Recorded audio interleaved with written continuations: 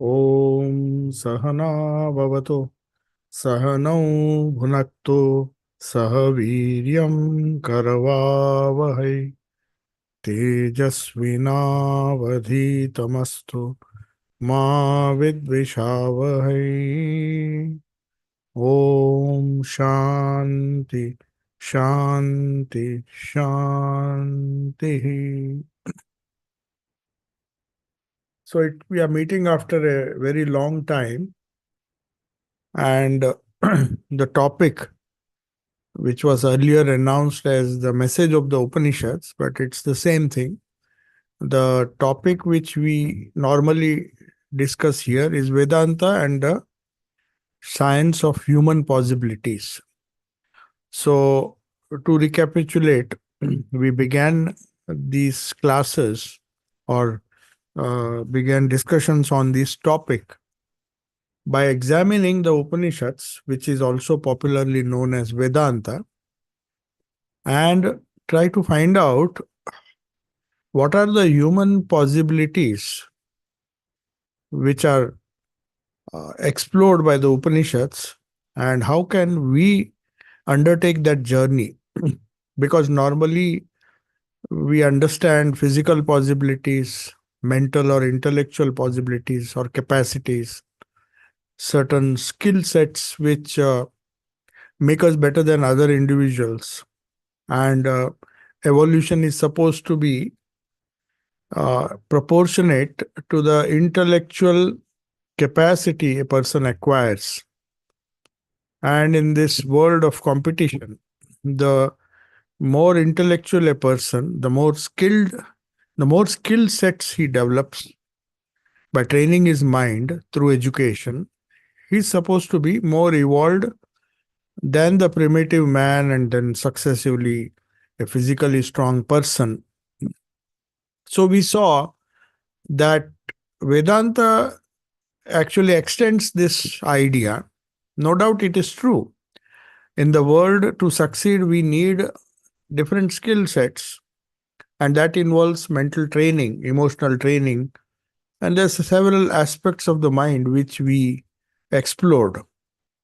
But Vedanta calls these uh, intellectual capacities or the development of the mind, because they very clearly distinguish manas and buddhi. These are the two aspects which need a little bit of deliberation. That is why, uh, because animals do not have it, obviously, and even other human beings who spend a lot of time developing their mental faculties, they may be very intelligent, but this special aspect of the mind, of the higher mind, which is known as buddhi, has to be understood if we want to explore all the possibilities, the spiritual possibilities as well. Because a human being, though he is made up of a body and also a mind, which can be refined, which can be educated, which can be trained to develop certain skill sets which will enable him to live a very successful life. He needs something more than that. That is what Vedanta found out, because uh, development of that faculty, which is known as buddhi, leads to other possibilities being opened up. The possibilities that are opened up for a normal, successful human being will make him successful, will make him happy, as long as as long as he is happy with the success that he attains and the achievements that he makes compared to other people who may be less successful than him. But the problem is, there is the Vedanta discovered the Upanishads, or the Vedanta as it is popularly known.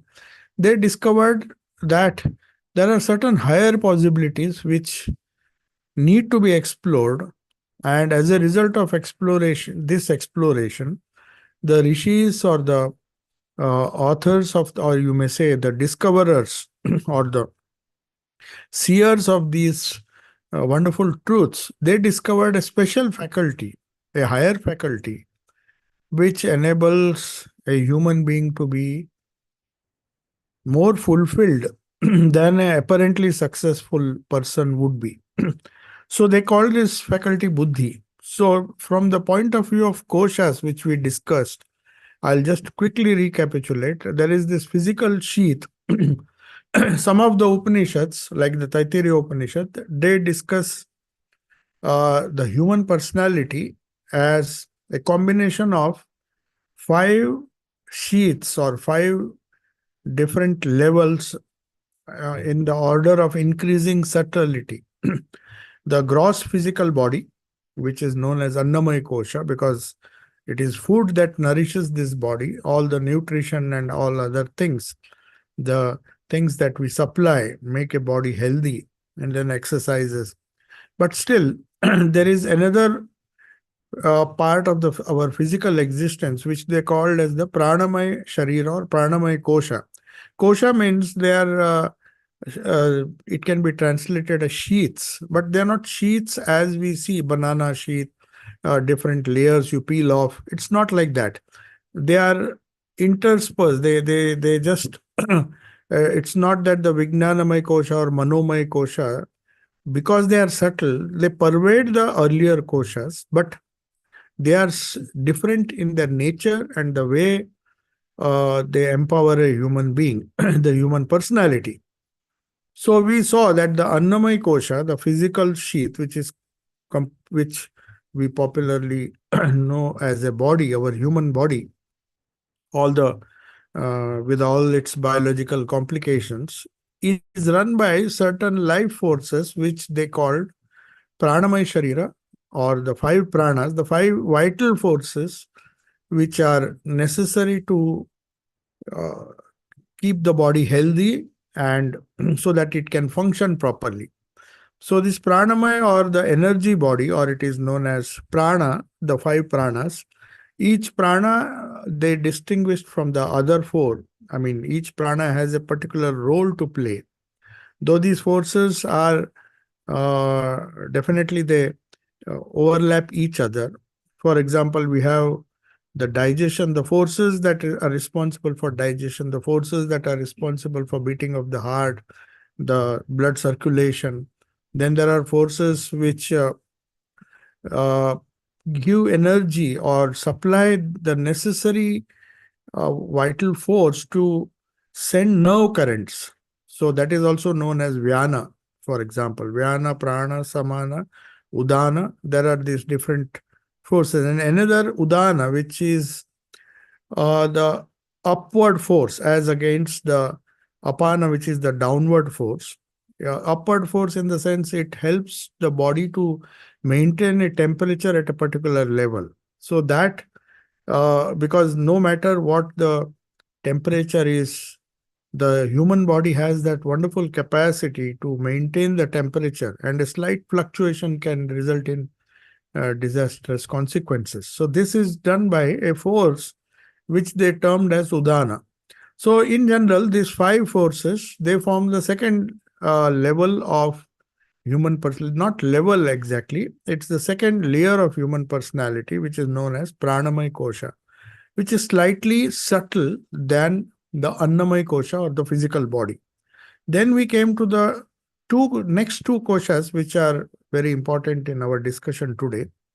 One is the Manomaya Kosha, which can be called as in English as a reactive mind, a mind which responds to external stimulus. Through the sense organs, we get certain inputs and we respond in a particular way. If we respond in a very well informed way, we are supposed to be, we are supposed to have developed a wonderful mind, because we respond in a very, not in a very haphazard or a random way or in an instinctive way as the animals do. We respond, we wait, and then we just uh, respond in a very intelligent way. So, a development of the manas or that faculty of the mind, which leads to a happy or a well, you may say, regulated life, is very essential. And that's the role of the so called education that we uh, uh, we undergo. The education in schools and colleges trains the Manomay Kosha, according to Vedanta, and the secular knowledge that we acquire. A, a, a you may say a response to the external stimulus in a very, very well informed or a very intelligent way, where we uh, train our mind, train our response. The stimulus that we get through the different eyes, through ears, through nose, through smell, through touch. So all these things, our education teaches us to make use of very intelligent use of this faculty, so that we can uh, develop or evolve ourselves. So that is the development of the Manomay Kosha. But when we come to the another layer of our personality, or another level, or which is more subtle than the Manomay Kosha, is known as Vijnanamay Kosha. Vijnana means that kind of knowledge which leads to self-awareness. So we discussed in our previous classes that uh, we quoted from the Bhagavad Gita, where the self, the then there is this Anandamay Kosha, and then the Jivatma, that is the individual soul. That is how Vedanta sums up or describes the human personality through these different koshas or different levels, or atmas. They are also known as atmas. So Annamaya Atma means body. When we identify ourselves with the physical body, we are talking of Annamaya Atma. That is also an Atma, because that is a self, a gross self, or the self which is identified with the body. When we identify with the prana, when we do pranayama, when we do yoga, we try to explore the higher layers of our existence. And that pranayama, that's why from asana, after asana in Patanjali's yoga, we start with asana, but we don't get stuck there. We just go on developing and regulating the prana, the five forces, so that there is harmonious development of the body and the prana that runs the body. It's a very essential for health, for good health. Whenever there is a disbalance, or whenever there is a imbalance in the five pranas, if they are not regulated properly, we we suffer from some disease. Actually, that is the idea behind the whole of Ayurveda. So yoga also says, when we try to regulate the prana, pranamaya sharira or pranamaya atma, we evolve. So we explore more possibilities. If a person regulates his prana, he is exploring more possibilities. Of course, physical development is also important, because if you regulate the body through exercises, proper nourishment, diet, and other things, you take care of your Annamaya Kosha. That is also necessary. It's not to be neglected. But higher than that, or more subtle than that, is the pranamaya, the training which we give, or exploring the possibilities of the regulation of prana on our body. So that individual becomes slightly more evolved or advanced according to Vedanta. But he should not stop there. Simultaneously, he is asked to develop his Manomaya Kosha. Manomaya Kosha is the mental sheath, which results in all kind of secular skills and secular knowledge. So all the skills that we develop can be summed up, or that can be uh, that is part of the evolution of our mind. But then when we come to Vedanta, they say it is only when we enter the fourth layer of consciousness, when we identify ourselves with the Vijnanamaya Atma, the light of Buddhi in the heart. Heart is not the physical heart, but that center of consciousness where even the mind gets its energy from. So this kind of self-awareness is unique to humankind. So it is the one of the aspects of evolution. Man is supposed to be more evolved than all other uh, all other beings, because of this special capacity to identify himself with the buddhi, more with the buddhi than the manas and the pranamaya kosha and the annamaya kosha. So at the fourth level, really, uh, the Upanishad seers, they discovered, they call it Sarva Bhuta Antaratma, means the inner self. They discovered this uh, aspect of our personality which is known as buddhi. And when they explored it, they found that it is the guiding force or the guiding uh, consciousness which illumines all our other activities, including the mind. So, and this is possible only in the human form, because a animal cannot be self-aware, or a brute who is at living at the level of animal or animals cannot have this kind of self-awareness. It requires a different skill set, or it requires a different training, which is, you may say, the beginning of spirituality. In our Indian tradition, at the age of 6 or 8, we have a ritual. It has been reduced to a ritual now, but it's supposed to be one of the most important aspects of our education. And that's why when the child, boy or girl, it was meant even for girls, but unfortunately it was uh, restricted to only men, the giving of the Gayatri Mantra. So the Gayatri Mantra is that which awakens this self-awareness or this buddhi. The short uh, word that is used is dhi.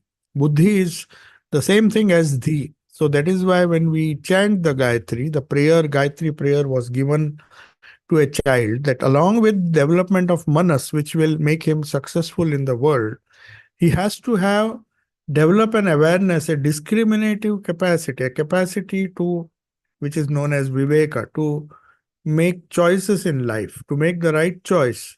So to make that right choice, he needs a well developed buddhi. So they thought that between 6 and 8. So it's not just a ritual to be performed. Most of the people later on, I don't know how historically it became monopol. It was monopolized only by the Brahmins and the higher castes. As lower castes were denied this. But every human being needs this spiritual awakening, or the awakening of the buddhi, or the development of the Vijnanamaya kosha, which has to run parallel with the development of the mind. So that was part of the formal education that was given in the Gurukulas, when either the father or the guru or the teacher would give the Gayatri Mantra to both boys and girls, because this uh, idea that girls don't need the uh, development of, that's a later idea. I don't know how it came, but there is nowhere it is mentioned in our Vedas or Vedanta that there is any kind of uh, gender disparity. I mean, it is supposed to be given both to boys and girls, and especially the age was fixed because at that time the child, uh, along with the secular education or development of the manas, the skill sets that will enable him or her to earn a living and lead a successful life, he has to have that training in the awakening of buddhi, which is known as also dhiyo yona prachodayata. So the prayer, Gayatri prayer itself, became so central in the training of a child, and as a part of the educational curriculum, that no child, and they say it is like a second birth.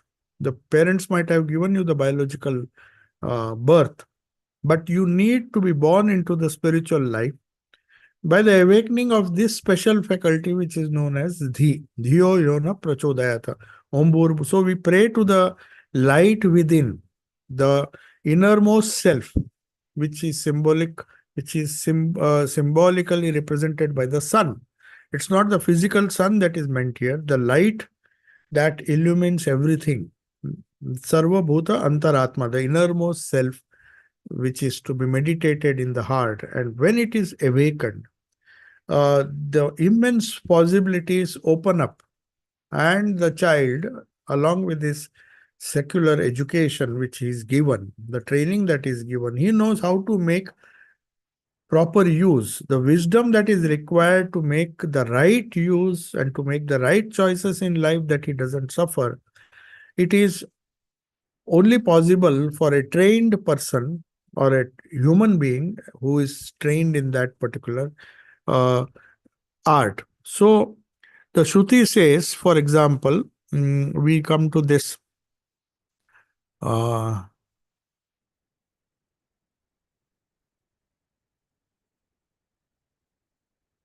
yeah. So then we come to the, after having acquired this or opened up the possibilities of the Vijnanamay Kosha. The Vijnanamay Kosha is that part of our human personality which is slightly higher than the mind. See, according to Vedanta, mind is also something, though it is subtle, it is definitely not as gross as the body and the prana, but it is subtle, but it is less subtle than the buddhi. The awareness or the buddhi is more subtle. So the light of consciousness that percolates through the buddhi illumines the dark corners of the mind, and we interact with the world in a better way. We explore more possibilities. So the awakening of the buddhi is very important. Now we'll come to the second aspect, because as I told you, there is one way of classifying the human personality. Before we try to study Vedanta and the human possibilities that it can help us to uncover, we have to uh, try to see what are the other classifications. This is the fivefold classification, as I told you. The Annamay Kosha, the Pranamay Kosha, which is more subtle than Annamay Kosha, the Manomay Kosha, which is the gross mind, or you may say a inferior mind, which it can be better termed as a reactive mind. So it can just react to external stimulus in a very intelligent way. But then how to react, and using the wisdom or using the choice making capacity, for that you need to develop the buddhi.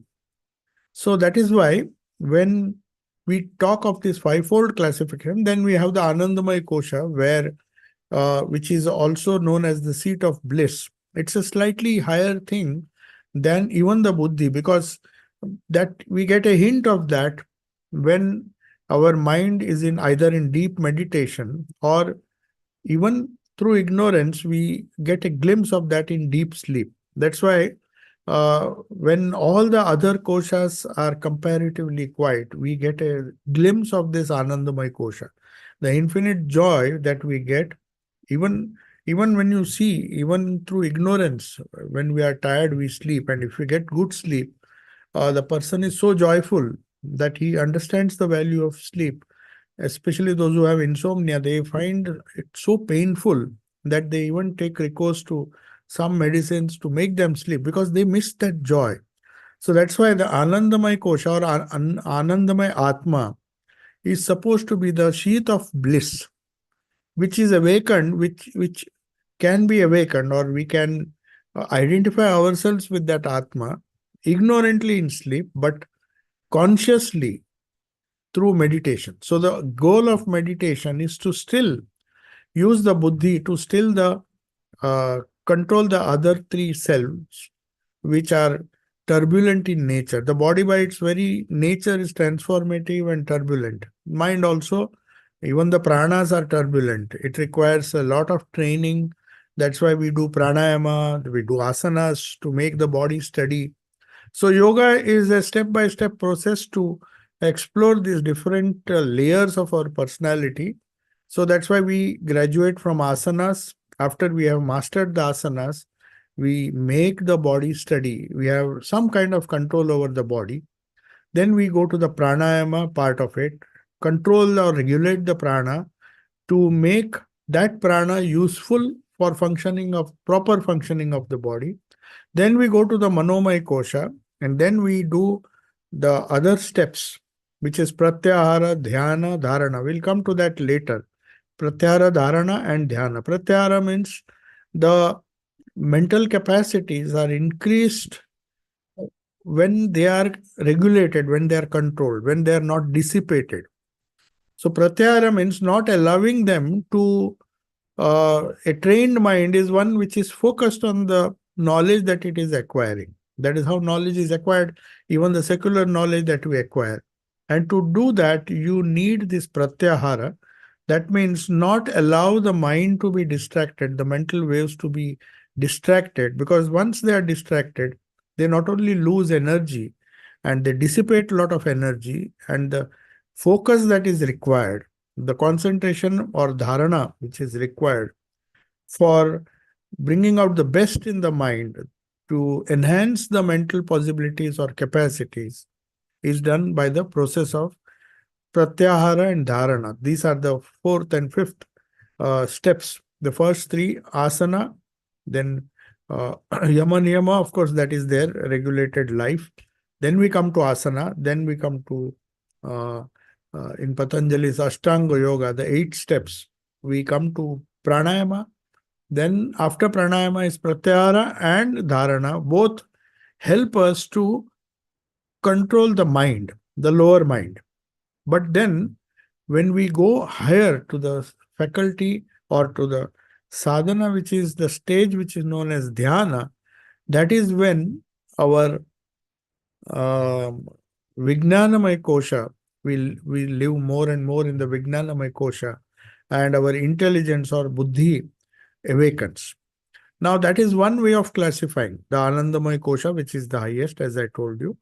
The Pranamay, the Annamay, Pranamay, then we have this Manomay, Vijnanamay, and Anandamay. That is a fivefold classification.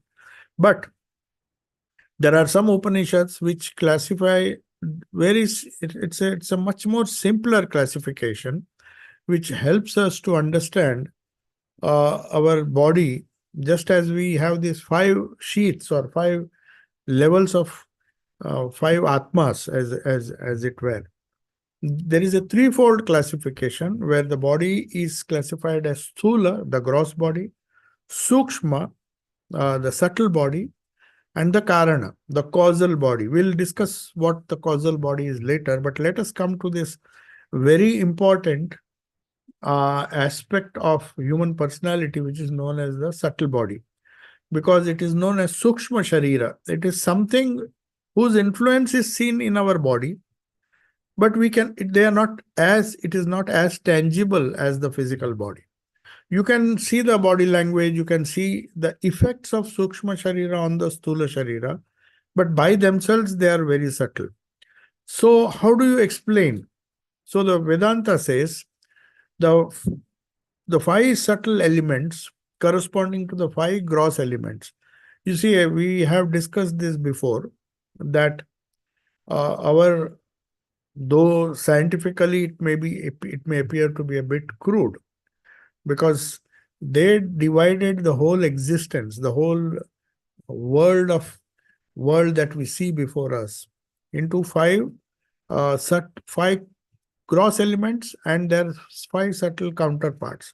That is akasha, that is ether or space; vayu, that is gaseous state; tejas, that is the plasma or the fire; up, liquid; and prithvi, earth. So it's a very, though it is not a precise classification, more or less it explains the external universe.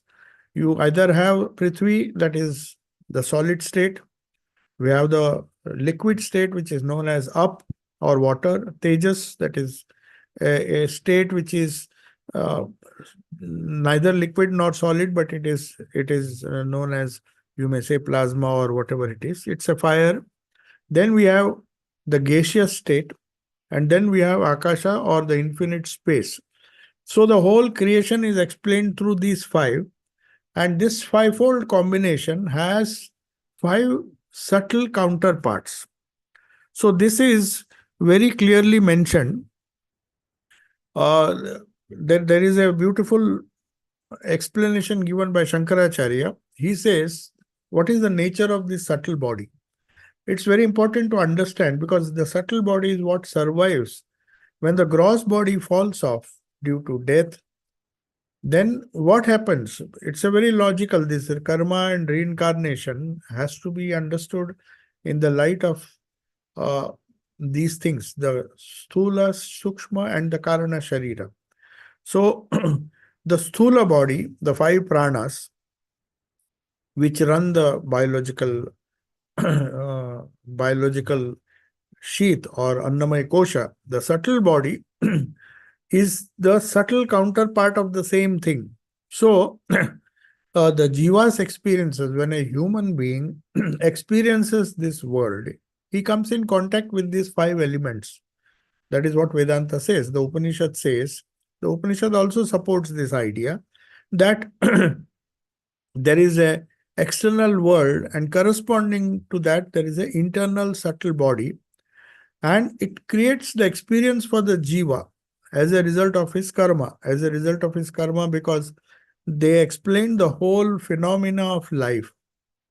The This karma theory, which is nothing but a cause and effect theory, there has to be a cause if there is a certain effect. If you are born blind, if you are or born with a certain talent, it just doesn't, you have to give an explanation. The only explanation is that the subtle body which you inherited, which uh, entered the physical body at the time of birth, is your own. The subtle body is your own. It's the jiva who has transmigrated from an earlier existence, and he used up, in his previous life, he used up the gross body which was suitable to work out the karma of that life. And when it found that the body is no longer useful to work out the karma, it discards the body. That is what Gita and the Upanishad say. So when it is born, it is born, the subtle body continues its transmigration, takes up the new physical body, and continues to work out the karma. It's a very logical way to explain, because otherwise you cannot explain why some people are born with certain talent, some people are born rich, some people are born poor, some people are born with deformity. So how can a just God how can there be so much of discrepancy? The way a child is born and after birth, uh, the different natures or the different developments that take place in him. So there is this discussion which many of the biologists ask: how much of a human being is nature and how much is nurture? Nurture means giving a proper environment, and nature is something which he brings, which is inherent in him, which is not because of the nurture or the environment that has been provided by the parents, by the teachers, by everyone. So, roughly, they say it is 50-50. Human being is never a result of how he is nurtured.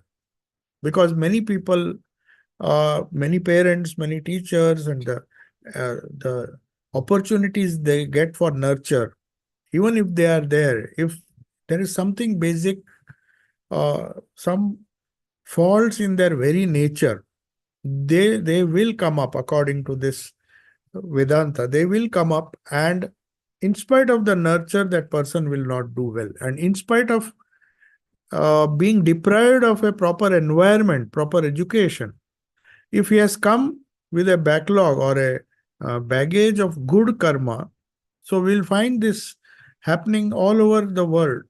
All over the world, there is no certainty that if one is nurtured. So 50% they attribute to nurture, and 50% is what he inherits from the previous birth. To understand that, the idea of the subtle body is given in Vedanta, because otherwise we can't explain. If the gross body itself, which he inherits from his parents, maybe he may inherit the genetic characteristics of his parents, but beyond that, we see that the mind often is totally different. I mean, he otherwise you can't explain from most ordinary Swami Vivekananda asked this question in Raj Yoga. How can you explain that the son of a carpenter became the great Jesus? Buddha was also, he was a small chieftain. He was not even a big king. Buddha was born, and there was nothing in their parents' lives, mother and father, to indicate uh, the uh, the way he grew up and the way he became a world-moving prophet. So somewhere down the line, I mean, in the previous birth, the subtle body has inherited. It's part of his nature. Certain characteristics which, in spite of the lack of nurture, they somehow flower, and then uh, they express themselves in the life. So the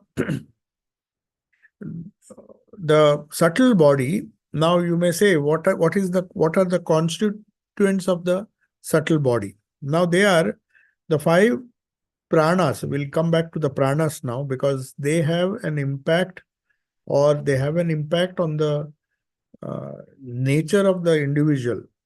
They are the five principles. It has to be understood in slight, I mean, we have to go a little deep into this. There are these five names that are given, which are known as the pranas, the vital principle. They are prana, apana, vyana, udana, and samana. So, so what happens is, according to Vedanta, when these subtle forces, there is a gross aspect of prana and there is a subtle aspect of prana. Everything that a human being does has a counterpart in the subtle body. So that counterpart is part of the Sukshma Sharira.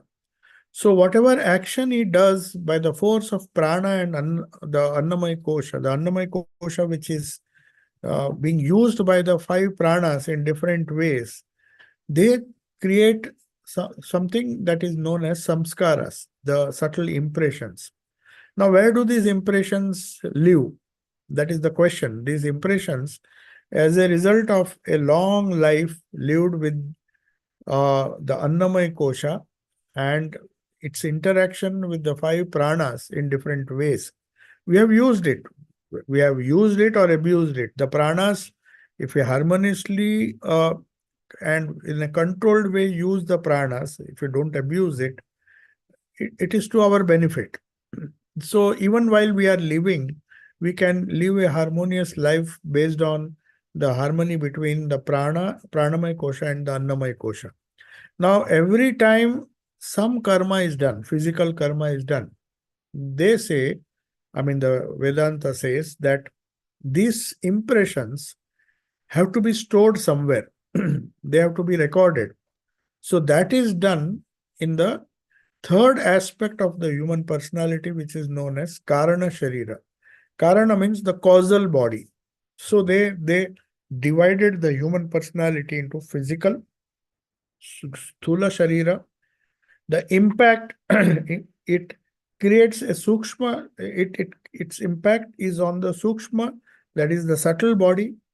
And the subtle body, when it leaves the physical body and it transmigrates into a new body, it takes the Karana Sharira also with it. So that is what our nature is. When you are born to a particular parents, you may inherit the biological characteristics of the parents. That's the only thing you inherit. But you come with your own baggage of karma, the subtle body and the Karana Sharira, the Sukshma Sharira and Karana Sharira, they, as it were, use the prana. Now, this is a very important thing which they say, that what is the role of subtle prana? So there are five pranas, as I told you: prana, apana, vyana, udana, and samana. Samana is that force, vital force, which distributes all the nutrition uh, that the body needs to different parts of the body. It is the distributory force, you may say, samana. Then we have prana. Prana is the force that pumps the lungs. as soon as the child is born, the first thing that it does is the prana starts functioning, and till the body is alive, it has to pump the lungs and the heart beats, and one prana continuously performs that function. Apana is the downward or gravitational force which pushes things out of the body, the waste out of the body. Then we have Vyana, as I told you. Vyana is the distribution of the nervous energy, which without the nervous energy, without our nervous system, the body cannot function. So some energy is required to send the signals to different parts of the body to react in a particular way when it is coming in contact with the senses, and then give back a reaction that is also given by the efferent and efferent nervous system.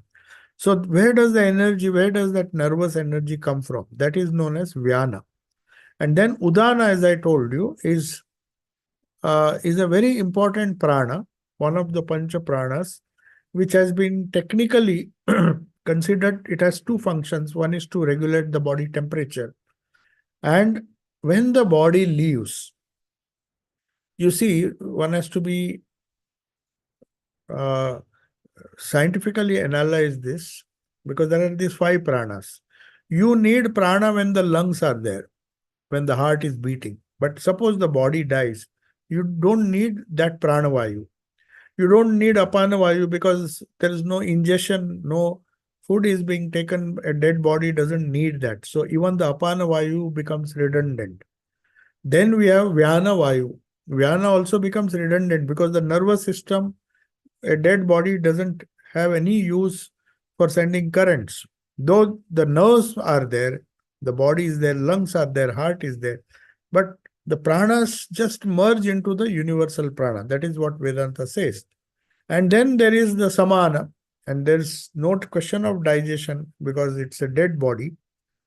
So what is that prana which is taken over to the next life?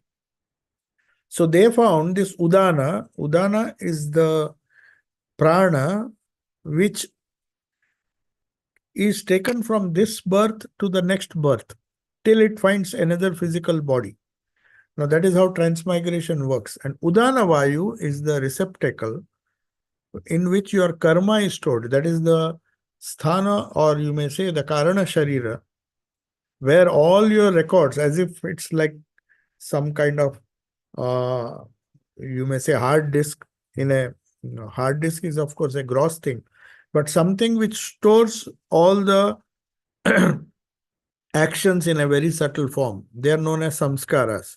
So how do this records? It needs a vehicle till it gets a new body, till it works out all the karmas which it has done over several lives. It's not just, it's a cumulative effect of the karmas of several lives that you find in a newborn child when it is just about to be born. It comes with this Udana Vayu. Of course, once it enters the body, the prana, samana, and other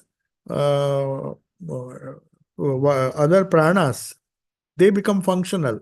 As soon as the child is born, it starts breathing. Sometimes they slap the child to make it breathe. Once the heart starts, then it goes on till it dies, or till the person dies. So that other pranas come into play their role only when there is rebirth. Till then, the soul, they say, according to the scriptures, the Udana Vayu becomes the vehicle, and they perform, the Udana Vayu in that particular jiva stores the karma, and that is known as Karana Sharira. So in the Sukshma Sharira, there may be traces of all the different sense impressions that one has done till one died. They are all there in the Sukshma. That's why we talk of these ghosts and other things, the spirits. Spirits are people with all these impressions, but unfortunately they do not have the capacity to express it. So they are in a subtle form, just as a mind. So the jiva or the spirit or the subtle body also has this manomay kosha and the buddhi, the vijnanamay kosha. So if one has developed this buddhi, it is carried on to the next birth. So there is a chance that's why Sri Krishna tells Arjuna in the Bhagavad Gita, because he was confused. He was wondering that just as the gross things, gross achievements which he will make, the kingdom that he wins after the war, everything will have to be left behind. So a question comes to his mind when Arjuna is being told the secret of spiritual life. He asks, agreed, I agree with what you say, the subtle body, the karma that I do, the subtle karma which is stored in the Karana Sharira. So everything that I do, upon as soon as I leave the body, will everything be destroyed? Because we can think only in gross terms. We see before us that all the hard-earned money, hard-earned buildings, real estate, and everything that we though we wish that we can take it to our next birth and maybe enjoy uh, those things.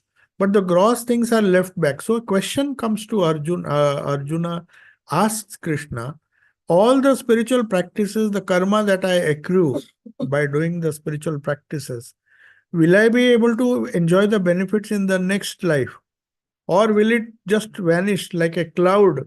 He says, just as a dispersed cloud, the cloud which contained so much of water, if it would have rained, but as soon as the wind comes, it disperses the cloud and there is no rain. So will all my actions, will all my hard work, will all my spiritual practices, will they survive the body and will it be useful to me in my next birth? So that is a very nice question he asks.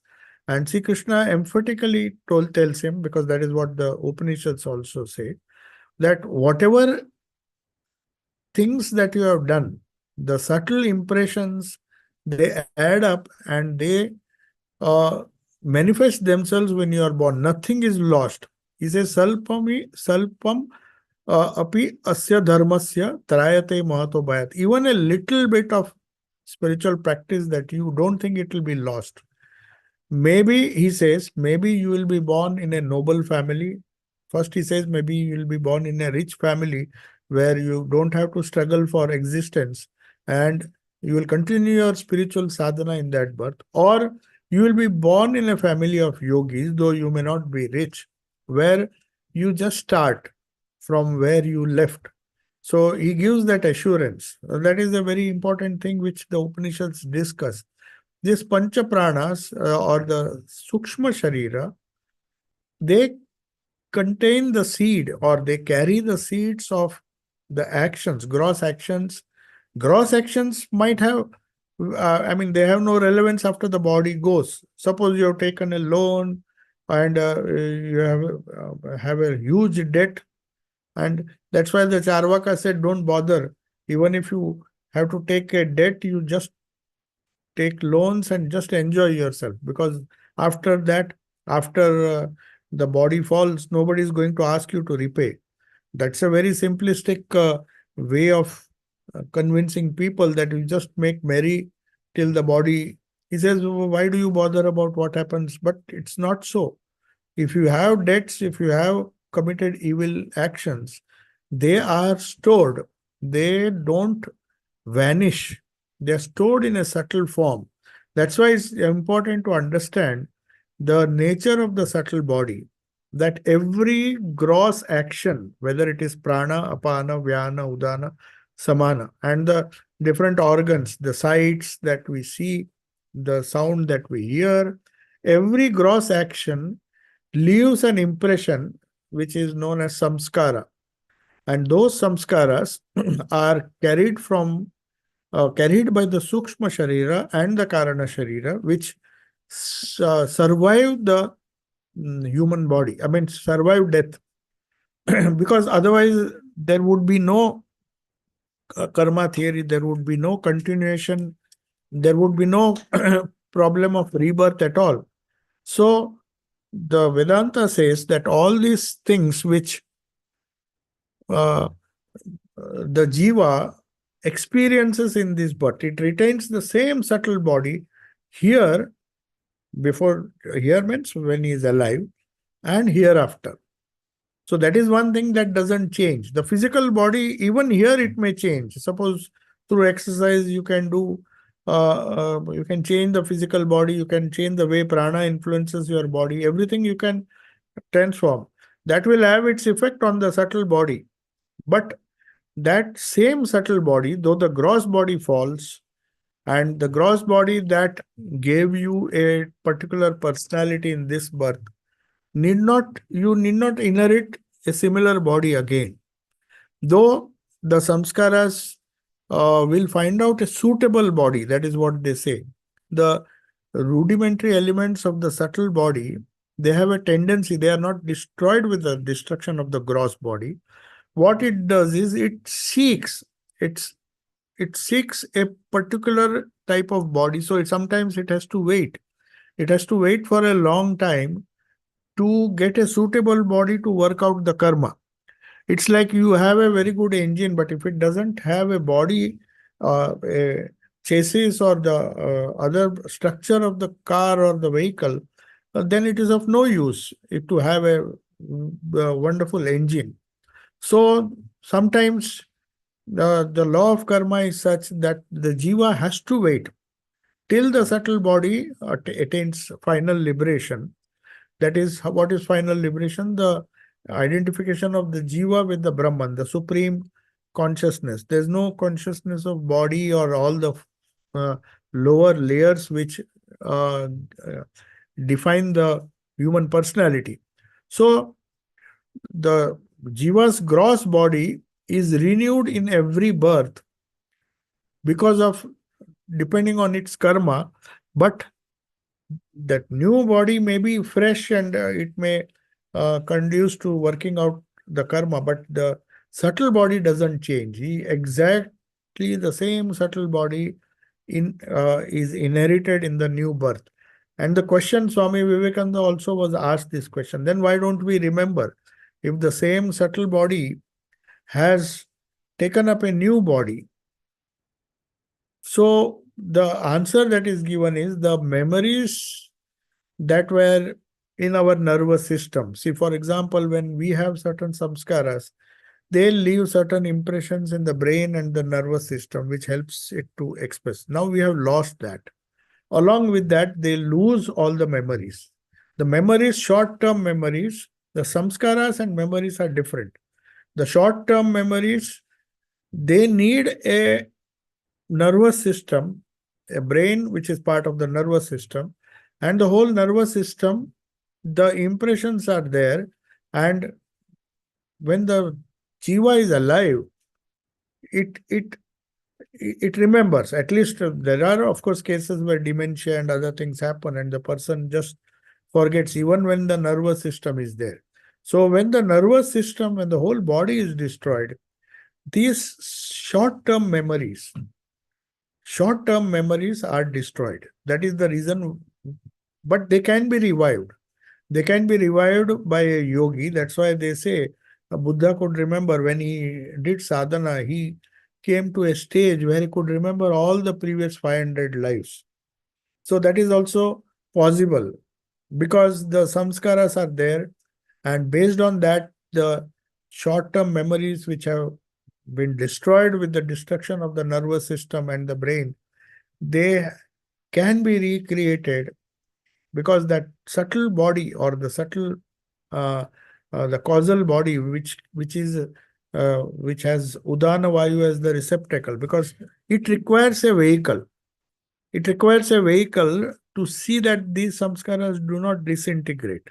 So that uniqueness is retained. The jiva's gross body is renewed according to the karma, but the subtle body is carried on.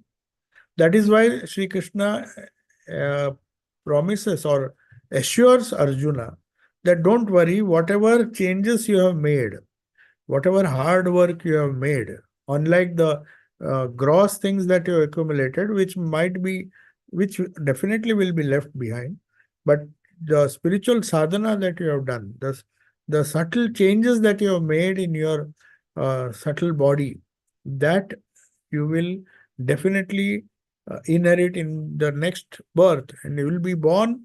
The jiva itself will choose a noble family to be born in.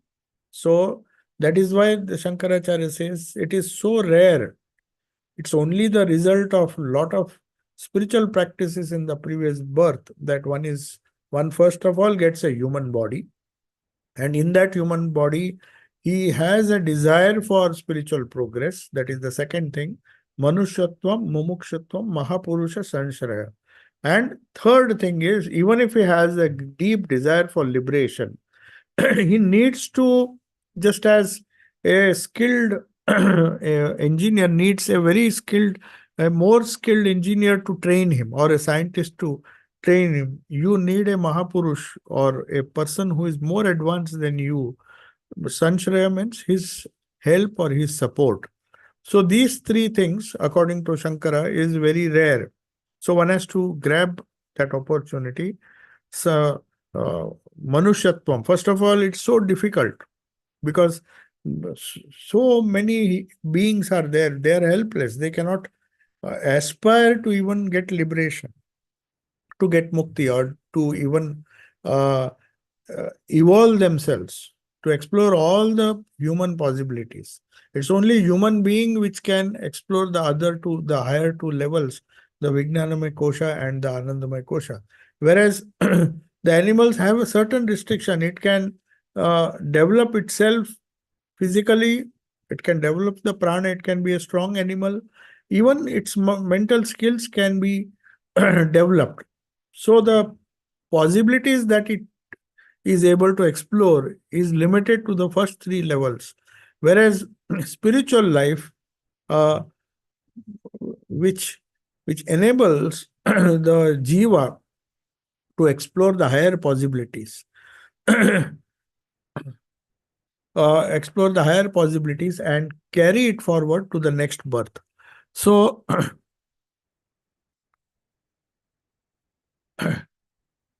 in the Upanishad, there is a beautiful verse which Tejo hava udana, fire is verily udana. In Nirvikalpa Samadhi, that is when the human birth is fulfilled, when all the limitations, the gross limitations of the body, the prana, even the mind, the gross mind, and time is over. Yeah, that's okay. So we'll continue. Don't worry. So they say among all the pranas, the last to leave the body, I'll conclude with this, is the Udana Vayu. As I said, it's the vehicle. It carries, uh, it supports all our samskaras which have been converted into subtle samskaras. Our gross actions leave an impression which is known as samskaras. They are known as tendencies. So you will be born with those tendencies again. Samskaras means tendencies. You have a tendency to do a particular kind of action, good or bad, depending on what you did in your previous life. And the five pranas, according to Prashnopanishad, he says, among the five pranas, the other four pranas first stop functioning, and it's only the Udana Vayu, that is Teja. It attends on the departing soul. It leaves, and when it leaves the body loses all heat. It becomes cold. So that subtle body, using the Udana Vayu, that one of the five pranas, as a vehicle, it it it migrates from body to body. Okay. So if there are questions, you can. Any questions?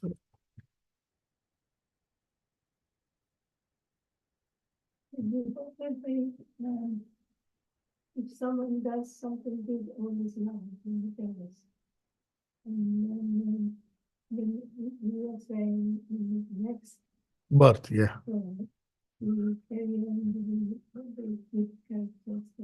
Yeah, but yes. So the thing is, it's not only this birth that matters. That's why when somebody was asked, one great Swami of our order, somebody said, "See, I think I'll be damned to eternal hell," because that's the idea. According to Semitic religions, whatever you do, the day of judgment, they'll decide either you'll go to heaven or hell. So he was worried that I have not done good meritorious acts. So what will happen to me? Then Swami Premeshananji told him that, see, don't calculate, don't judge yourself by what you have done in this life. There's so many, you have carried the backlog of so many lives. So you might have done many good things in several lives. That explains why sometimes some even people who do bad things, like Valmiki, sudden there was a change. He did so many bad things and he killed so many people, but he wrote the Ramayana. So those samskaras were waiting, they were not manifest. So it's not, we cannot calculate that way. It's not like bookkeeping, I have done so much today, it will be carried over. No, you carry over, I mean, the backlog of all the previous lives will determine what will happen. Maybe you are enjoying the benefits of some good karma done in some 10 lives before now, but there's no guarantee that it will continue. Some of the bad, evil actions may catch up with us and we may have to suffer. But at the same time, good actions also will be there. So we cannot say for certain, I mean, that if you have done good actions throughout, maybe you have done so many bad actions, evil actions in the last few lives that you need 4 or 5 births to, I mean, counter those things. So there's a lot of uncertainty. Krishna says the karma theory to understand it's very difficult. So just surrender, hope that surrender to the Lord and pray to Him so that uh, you are delivered from those karmas. Yeah.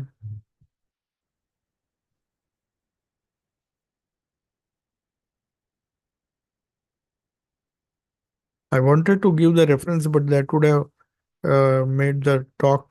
There are so many wonderful references. Whatever I said is based on so many references from the Upanishads. Then you have to chant those verses in Sanskrit and then read the, I mean, understand the meaning. That would have taken. So I just gave you the essence of what, because all these Prashna Upanishad, the Brahma Sutras, you see, you have to understand that many aspects, the same truth has been explained in different Upanishads. As I said, the fivefold division, that's a convenient way of understanding the human personality. But another Upanishad says only threefold. They divide the human body into Sthula, Sukshma, Karana. That's a more simpler way to understand. So it depends on which paradigm you use to understand, but the truth remains the same, though the way of expressing it is different. Maybe the 5 sheets, what you told, and the 5, Prithvi, Agni, Jal, Vayu, Akash. Is there any similarity between them, that one represents one or something? Similarity? Is there any question belongs to God? Oh, no. Five koshas and five tattvas have no connection that way. There are elements of everything in each of the sheets. See, for example, prana, there is the subtle essence of you can't say that Annamaya kosha is Prithvi like that. No, not that, not that. No. They are in different permutations. See, no matter how much you can't, these are not watertight compartments. Annamaya kosha, we have Annamaya kosha, but it is suffused with prana. It is also suffused with mind, because our mind is affecting every action that we do is impacted by the mind. As you think, your body reacts according to that. If you're depressed, your body functions in a different way. So there's no watertight compartment. For convenience, we say Annamaya kosha. It's not that there are coaxial tubes, there is an outer tube, there is an inner tube. It's not like that. Our 5 levels we act, and there is different permutations and combinations. So when we are meditating, we are living or identifying more with the Vijnanamaya kosha than Annamaya kosha. For the time being, we forget the body. But if we are doing some physical exercises, then prana and Annamaya kosha becomes very prominent. And when we are very much focused on our activity, mind is involved, you just forget temporarily. The body and prana, they go mechanically, they may function, but your whole focus is on the manomaya kosha. So that it fluctuates from different at different levels. So similarly, this pancha prana, nothing is fully solid. It's all a mixture. There is air here. There is this solid Prithvi up. It's a process known as the permutation of combination. It's known as Panchikarana. That is a very long topic. I will discuss some other day. Panchikarana means the different permutations and combinations. So there are semi-solids, semi-liquids, then gaseous state. They're all interspersed. So you cannot just say Prithvi means Prithvi, up means water. No, you can't separate that. So even the body, even a solid cucumber has 80% water. Externally, it may look like a solid, Yeah. isn't it? And there is gas inside. So it's a combination. Similarly, your subtle body also is made of different constituents. They are impacted differently by different external things. That's why they say Ramanuja and all, they give so much importance to food. Certain foods have a certain tendency, it impacts the mind, not just prana. Prana, it will definitely impact. So they say if you're doing very hard work, you may have to eat non-vegetarian because that immediately gives you energy. But you need more vegetables or other things, vegetarian food, to get the same energy. This is concentrated energy, isn't it? So that is how they saw that there is an influence of diet on the Annamaya kosha as well as Pranamaya kosha and also Manomaya kosha. And it may also affect your capacity to meditate. Certain foods, the moment you eat, Gita has given a list of foods. They just make the mind restless. So you can't meditate even if you want. Sadhika is asking, is it Taittiriya Upanishad? Huh? Is it Taittiriya Upanishad, which you mentioned?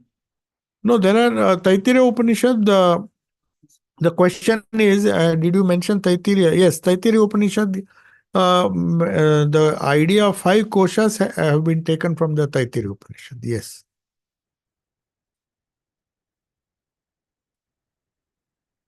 Om Shanti Shanti Shanti Harihi Om Tat Sat Sri Ramakrishna Arpanamastu.